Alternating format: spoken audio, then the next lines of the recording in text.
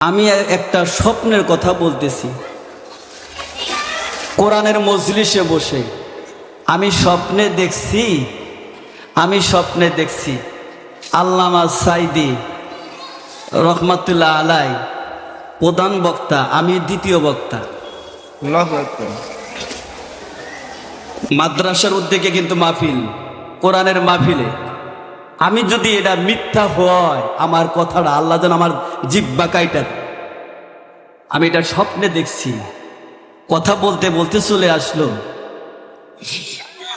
আল্লাহর কসম করে বলছি, আমি স্বপ্নে দেখছি এটা।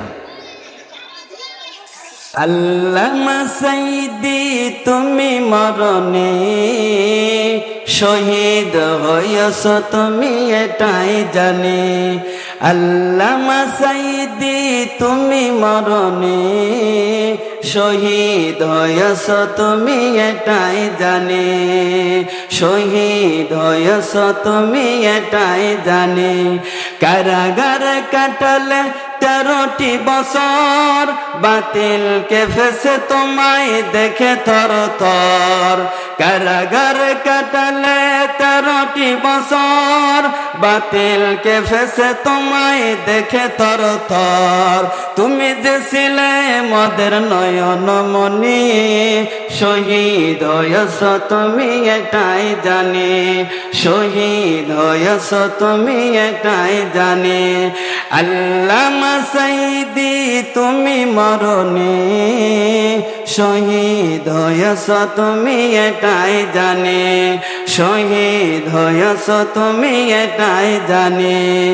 দেহ মাঝে যতদিন ছিল তবু প্রাণ, বলেছিলে তুমি সেই প্রভুর কালাম। কথা বলেন ঠিক কিনা?